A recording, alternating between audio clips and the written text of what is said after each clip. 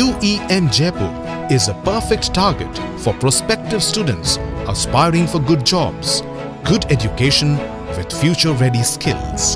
Good morning, আপনাদের সঙ্গে রয়েছে আমি শর্মিষ্ঠা। চলে এসেছি মর্নিং সুপার প্রাইম টাইম নিয়ে। সবার আগেই নজর থাকছে কিন্তু আমাদের বীরভূমের দিকে, কারণ সব থেকে বড় প্রশ্ন, যে টুলু মণ্ডলের এত বড় সাম্রাজ্য, যে টুলু মণ্ডলের এত সম্পত্তি, এত টাকা, এত সোনা, সেই টুলু মণ্ডল কোথায়? সে কিন্তু ইতিমধ্যে আরো বিপাকে পড়ে গিয়েছে, কারণ টুলুর বিরুদ্ধে গ্রেপ্তারি পরোয়ানা জারি করেছে সিউড়ি আদালত। বিস্তারিত জানাবেন প্রতিনিধি সুজয় সঙ্গে রয়েছেন। সুজয়, এই যে গ্রেপ্তারি পরোয়ানা জারি করা হলো, তার জন্য টুলু মণ্ডলের ক্ষেত্রে কি কি সমস্যা তৈরি হলো? দেখো, তার মুভমেন্ট কার্যত রেস্ট্রিক্টেড হলো, অর্থাৎ সে যদি কোনো জায়গায় লুকিয়ে থাকে দেশের মধ্যে এবং পালানোর চেষ্টা করে, তাহলে খুব সহজেই সে ধরা পড়ে যাবে।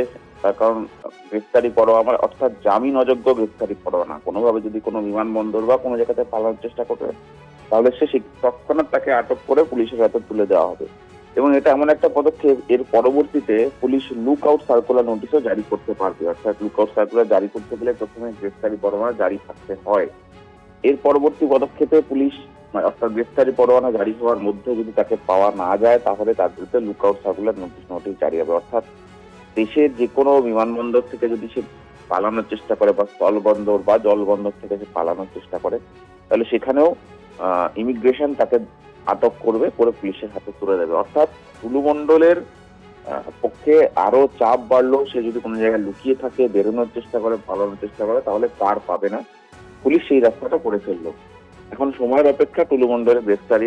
যদিও একটা মহল থেকে আশঙ্কা করা হচ্ছে দেশের বাইরে থাকতে পারে, কিন্তু সেক্ষেত্রেও পুলিশের তরফ থেকে খোঁজ নেওয়া হচ্ছে যে সে দেশের বাইরে পালিয়েছে কিনা। নিশ্চিত হওয়ার জন্য তারা ইমিগ্রেশন কর্তৃপক্ষের থেকে তথ্য চাইছেন যে তার পাসপোর্টে লাস্ট তার দেশের বাইরে যাওয়া কি তথ্য রয়েছে, তার ভিত্তিতেও অনেক কিছু স্পষ্ট হয়ে যাবে। ধন্যবাদ সুজয়।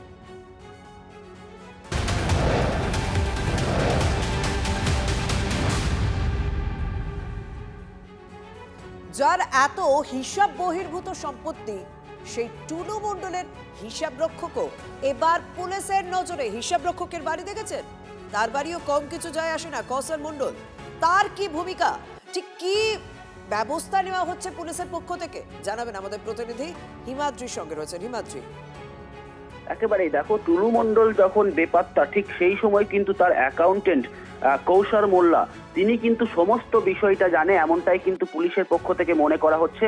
কারণ যে অ্যাকাউন্টের বিষয়, অর্থাৎ টাকা পয়সার যে বিষয়, সেটাই কিন্তু এই মুহূর্তে স্ক্যানারে রয়েছে পুলিশের। যে এত সম্পত্তি হলো কি করে, এই যে এত ক্যাশ উদ্ধার হলো, সোনা উদ্ধার হলো, এই সমস্ত বিষয় কিন্তু অফিসিয়াল ভাবে সামলাতে হয় এই অ্যাকাউন্টেন্টকেই। আর সে কারণেই কোথাও কোনো গলদ রয়েছে কিনা, বা কোন টাকা কোন খাতে ঢুকিয়েছে, ভুল হিসাবকে কিভাবে ঠিক করা হয়েছে, সমস্ত বিষয়টাকে জানার জন্যই কিন্তু কৌশল মোল্লাকে তাকে আটক করা হয়েছে। আগেই গতকালই তাকে পুলিশ আটক করেছে।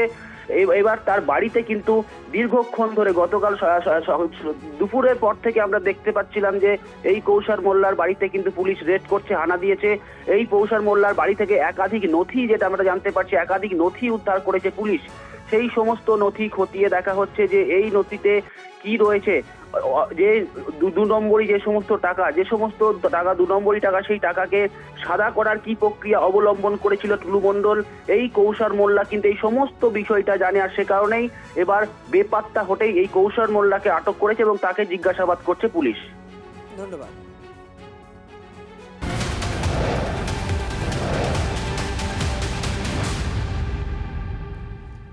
অর্থাৎ টুলুর হিসাব রক্ষকও এই মুহূর্তে পুলিশের নজরে। টুলু মণ্ডলের সিউড়ির বাড়িতে পুলিশি তল্লাশি চলে। বাড়ি থেকে সোনা পরীক্ষা করে বের হন স্বর্ণ ব্যবসায়ী। 100 থেকে 150 গ্রাম সোনা আছে জানিয়েছেন স্বর্ণ ব্যবসায়ী। একাধিক সোনা এবং রূপোর সরঞ্জাম রয়েছে বলে খবর, যেখানে আমরা মিনার মণ্ডলের বাড়ি থেকে এই টুলু মণ্ডলের রেখে যাওয়ায় 15 কেজি সোনা উদ্ধার হতে দেখেছি। অন্যদিকে টুলু মণ্ডলের সিউড়ির বাড়ি থেকে আমরা কি জানছি, স্বর্ণকারের বক্তব্য অনুযায়ী 100 থেকে 150 গ্রাম সোনা আছে সেখানে। আমরা টোটাল কি আছে অত দেখিনি, আমরা শুধু টেস্ট করে দেখে নিলাম সোনা কত কিরকম আছে, সোনা আছে না কি আছে সেটা দেখে। কি পরিমাণ কতটা ছিল, কি ধাতু ছিল এর মধ্যে? সোনা আছে, রূপো আছে। না, পরিমাণ কতটা ছিল? পরিমাণটা আমরা অতটা দেখি নাই। আপনার আন্দাজটা একটা আছে মোটামুটি অ্যাপ্রক্স কতটা হবে? 1-150 হবে। 1-150 গ্রাম কি দেখলেন না পিওরিটি কি দেখলেন পিওরিটি দেখিনি, শুধু সোনা আছে না এটা যাচাই করে দিলেন সোনা না।